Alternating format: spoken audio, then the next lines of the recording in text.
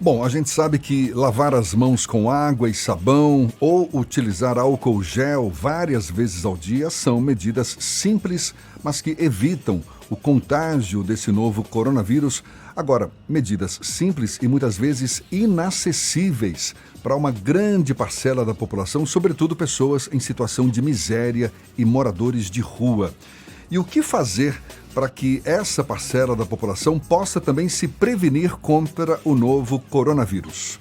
A gente conversa sobre esse assunto com o professor, médico psiquiatra e fundador do Centro de Estudos e Terapia do Abuso de Drogas da Universidade Federal da Bahia, Antônio Neri Filho, conversando conosco por telefone. Bom dia, senhor Antônio.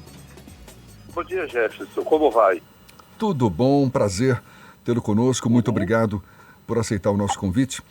Toda vez que a gente vive situações de crise, as pessoas mais pobres acabam sendo as mais afetadas. O que o senhor falaria para essa população mais vulnerável que normalmente não tem acesso às condições mínimas de higiene sobre como se proteger contra o novo coronavírus? Pois é, Jefferson, eu acho que nós vamos correr atrás do prejuízo. Faz muitos anos nós temos denunciado e trabalhado no sentido de proteger essas pessoas que eu chamo de vulneradas, porque são pessoas que já estão feridas, como nós dizemos, feridas fisicamente, psiquicamente e socialmente. Quer dizer, nós há alguns anos temos trabalhado na universidade, com a Defensoria Pública do Estado da Bahia, que tem uma especializada de direitos humanos, que tem lutado para proteger essas pessoas, que em Salvador deve ser em torno de 14 mil. Quer dizer, nós temos um número enorme de pessoas que por diversas razões familiares, de doença mental, de fracasso na vida, ou de serem fracassadas, como alguns colegas podem dizer, essas pessoas estão nas ruas como último recurso para viver. Elas estão nos esgotos, elas dormem nas ruas, elas estão pelos bairros periféricos, pelos bairros centrais, e há muito tempo nós temos chamado a atenção do poder público para a criação de dispositivos mais específicos para essas pessoas, porque elas não têm carteira de identidade, elas não têm trabalho, essas pessoas não têm onde tomar banho, essas pessoas comem o que encontram pelas ruas, às vezes, pelos lixos das nossas portas, e elas precisam de cuidado. As pessoas não estão nesta situação, Jefferson, porque elas querem. Ninguém escolhe isso. É a vida que leva as pessoas a estas circunstâncias, e cabe, a meu ver, ao poder público proteger essas pessoas, desenvolver instrumentos de proteção para essas pessoas.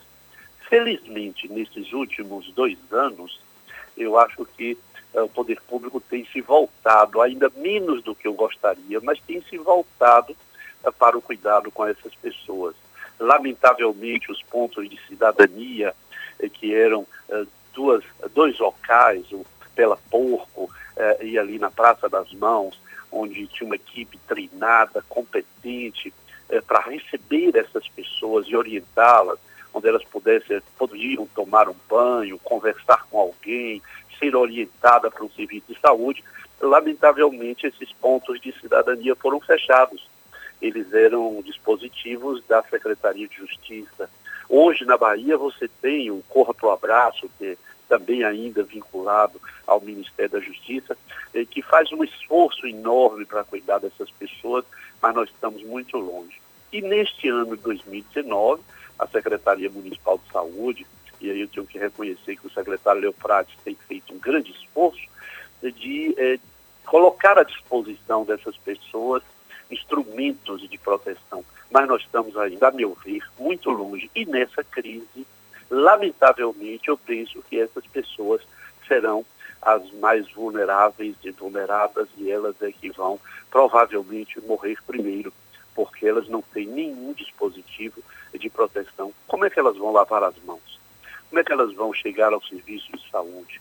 Como é que essas pessoas vão ser alimentadas se o poder público desenvolver rapidamente, além de todos os dispositivos que eu reconheço, governo do Estado e município tem desenvolvido para nos proteger, e nós precisamos nos proteger.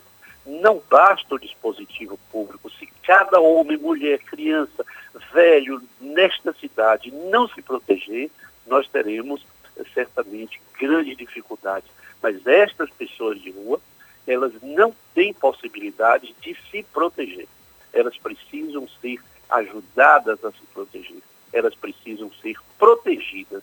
Portanto, eu peço desculpas pela longa resposta, eu penso que é necessário que o Poder Municipal e Estadual se voltem rapidamente para estas pessoas, porque senão elas morrerão umas atrás das outras por infecção pulmonar, porque elas são pessoas muito fragilizadas do ponto de vista físico. Bom dia, professor Nery. Fernando Duarte falando. Oi, Fernando. Além dos moradores de rua, o senhor também tem um trabalho muito voltado para a questão da dependência química, que são pessoas que têm uma condição de saúde frágil e que podem eventualmente serem grandes vetores de transmissão do Covid-19. O senhor tem alguma recomendação para as pessoas, para as famílias que convivem com dependentes químicos, que passam por alguma situação como essa, e também como evitar que haja um contágio em massa nas comunidades terapêuticas, que são a grande política pública hoje do governo federal para tentar coibir o avanço da dependência química? Ô, Fernando, primeiro eu vou fazer uma discordância. Peço vênia a você, peço desculpas para discordar de você de que a história da dependência química seja um problema particular e que seja por força da dependência que algumas pessoas vão contaminar outras. Isso não é verdade. Eu tenho trabalhado há 40 anos com pessoas usuárias de álcool e outras drogas e posso lhe assegurar que de cada 100 pessoas que usam drogas, 80 estão inteiramente integrados na vida. São pessoas que bebem, usam maconha, cheiram cocaína aqui e ali, mas não são dependentes químicos.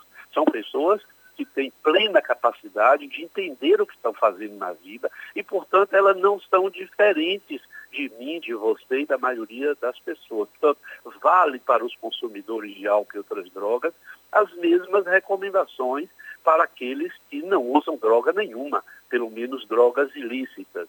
Essa é uma primeira coisa. Portanto, aqueles 10% das pessoas que estão efetivamente doentes, que tem às vezes um transtorno mental, que não foi a droga que causou a doença, mas a doença que leva à droga, pessoas que usam drogas pelas dificílimas circunstâncias de sua vida, pessoas que chegaram ao fundo do poço e que por isso elas são capazes de usar crack, mas não é o crack que leva essas pessoas para o fundo do poço, é estar no fundo do poço que leva essas pessoas a usar esta ou aquela substância.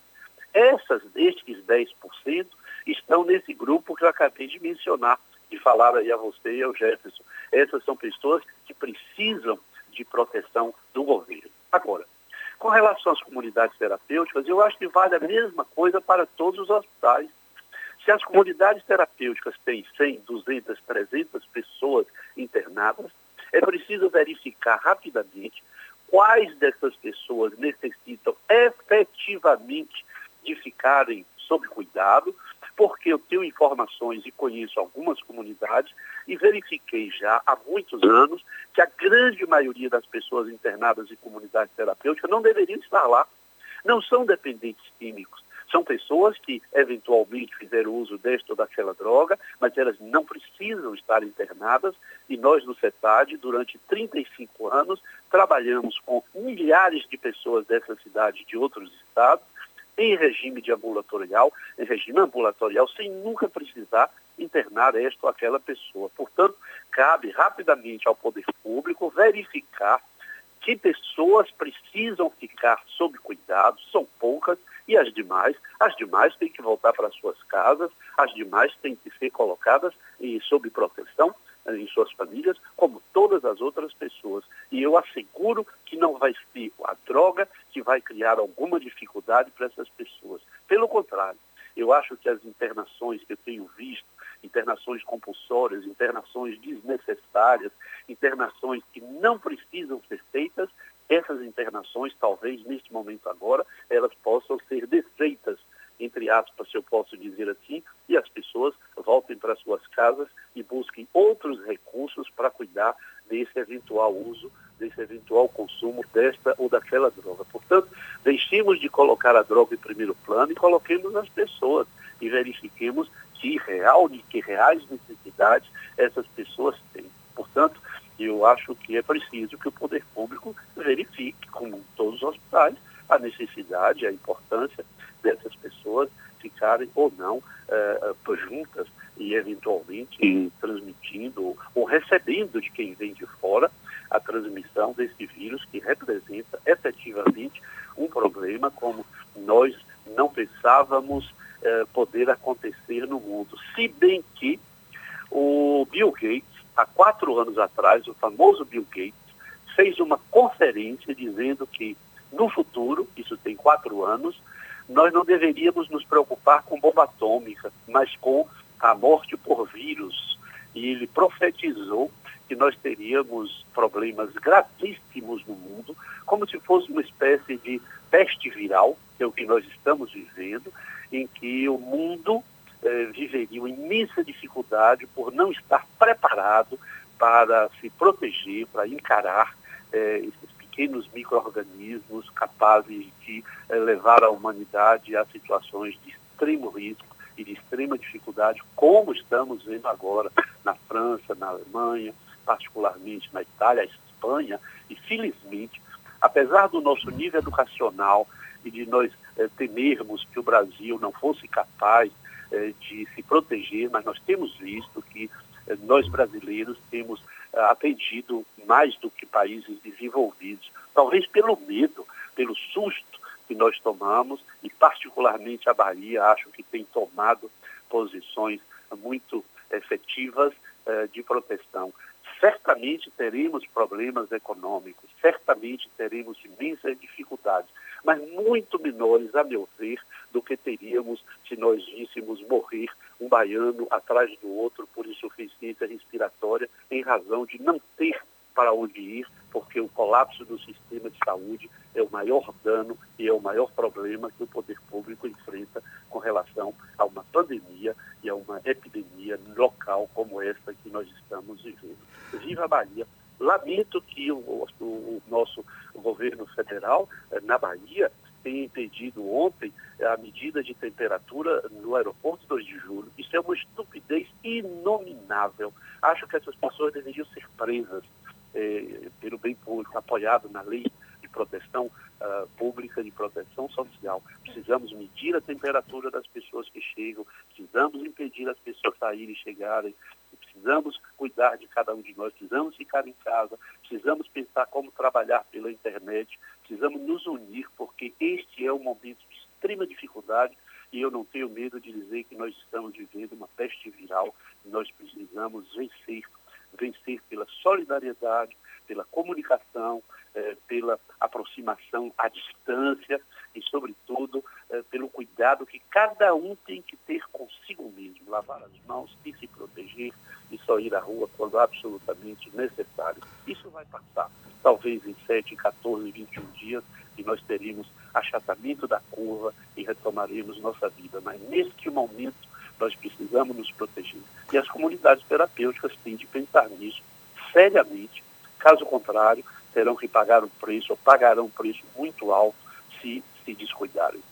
São vírus biológicos e vírus digitais nos ameaçando aí o tempo todo. Dr. Antônio Neri Filho, professor, médico psiquiatra, fundador do Centro de Estudos e Terapia do Abuso de Drogas da Universidade Federal da Bahia. Muito obrigado pela sua participação aqui conosco no Isso é Bahia. Um bom dia para o senhor. Espero que todos nos protejamos e que breve nossa vida seja retomada, porque nós somos mais fortes, nós venceremos, mas se nos cuidarmos. Um grande abraço e obrigado a vocês. Muito obrigado. Agora 8h50 na Tarde FM.